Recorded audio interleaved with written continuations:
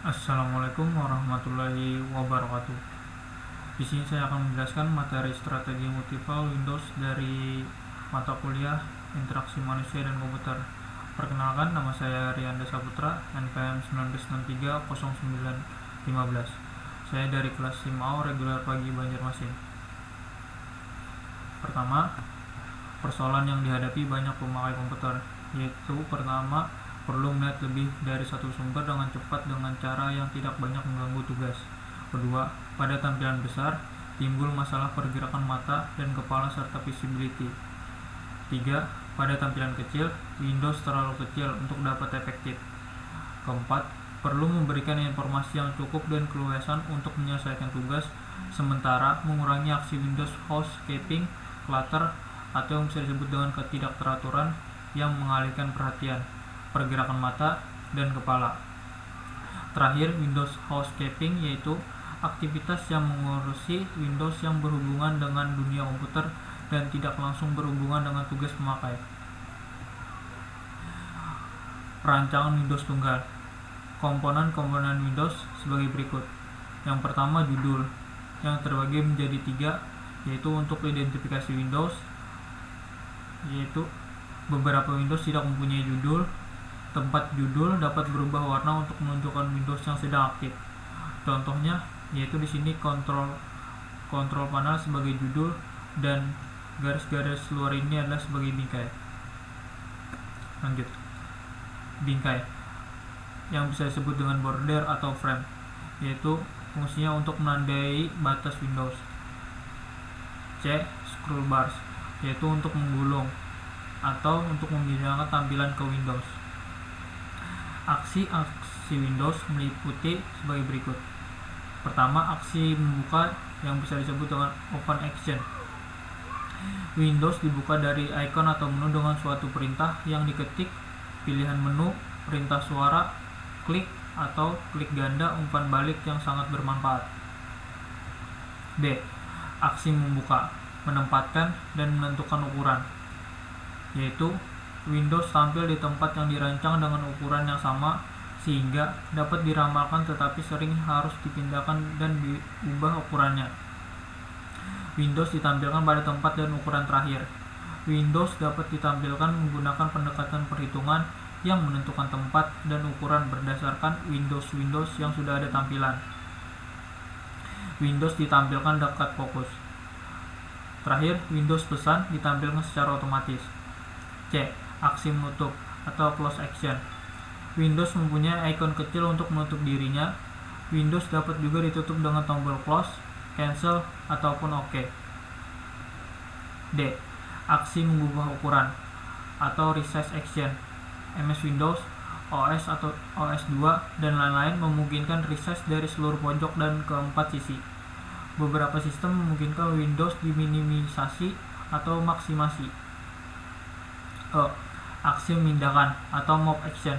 Pada Mac OS, MS Windows, dan lain-lain, title bar dapat disyarat untuk memindahkan Windows. Beberapa sistem mengharuskan seluruh Windows terlihat di layar, sementara yang lain membolehkan hanya sebagian saja. F. Aksi membawa ke depan atau mengaktifkan. Ketika digunakan Windows bertumpuk, perlu dibuat mekanisme untuk membawa Windows ke depan dan mengaktifkannya. Cara-caranya sebagai berikut. Yang pertama, mengetikkan perintah dengan keyboard. Kedua, mengklik pada menu daftar Windows yang terbuka. Ketiga, mengklik bagian apapun dari Windows. Dan yang terakhir, memindahkan kursor ke atas Windows. Perancangan multiple Windows. Tantangan untuk memberi akses kepada banyak sumber informasi telah membangkitkan banyak solusi, antara lain 1. Multiple monitor, 2.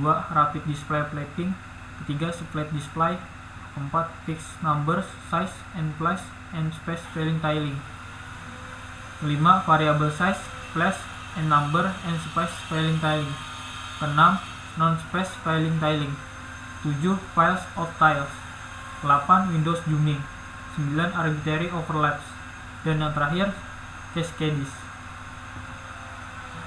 Koordinasi dengan Windows yang rapat. Kelas koordinasi yang dapat dikembangkan oleh developer. Synchronous scrolling. Scroll bar dari Windows yang satu dapat dikaitkan dengan scroll bar lainnya. Gerakan dari scroll bars yang satu menyebabkan yang lainnya ikut menggulung isi Windows berguna untuk membandingkan dua versi dokumen. Contoh, tampilan pada Adobe Reader, Microsoft PowerPoint, dan lain-lain. B. Hierarchical browsing. Windows yang satu berisi daftar isi atau daftar pilihan yang jika dipilih akan menampilkan isinya di Windows lainnya. Contoh, tampilan Windows Explorer. C. Direction selection, yaitu mengklik ikon, kata pada tulisan atau nama variabel pada program memunculkan Windows. Contoh, Windows Help.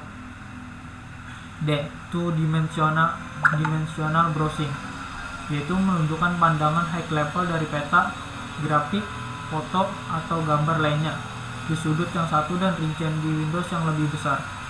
E. Dependent Windows Opening, yaitu dengan membuka Windows lainnya yang tergantung dengannya terbuka juga pada lokasi yang berdekatan dan memudahkan. Contoh, tampilan Winamp. F. Dependent Windows Closing, yaitu menutup Windows dapat menutup semua dependent Windows. G. Set or Open Windows Tabs, keadaan terakhir sistem meliputi Windows dan isinya dapat disimpan. Melihat citra dengan multiple Windows. Ketika melihat sebuah site geografi atau kesehatan, sepasang scroll bar tampak ketika ukuran gambar yang lebih kecil dari ukuran layar. Untuk memperjelas, maka dapat dilakukan dengan zooming terhadap gambar yang dimaksud. Cara membuat image browser sesuai kebutuhan pengguna. Antara lain, yang pertama adalah image generation, yaitu membuat gambar atau diagram dalam ukuran besar. Kedua, open-ended exploration, melihat supaya lebih jelas bagian dari sebuah peta atau gambar. Ketiga, diagnostik, yaitu penelusuran suatu diagram sirkuit, biasanya pada bidang kedokteran atau layout surat kabar. Keempat, navigation, dan yang kelima, monitoring. Ya, sekian dari penjelasan saya. Wassalamualaikum warahmatullahi wabarakatuh.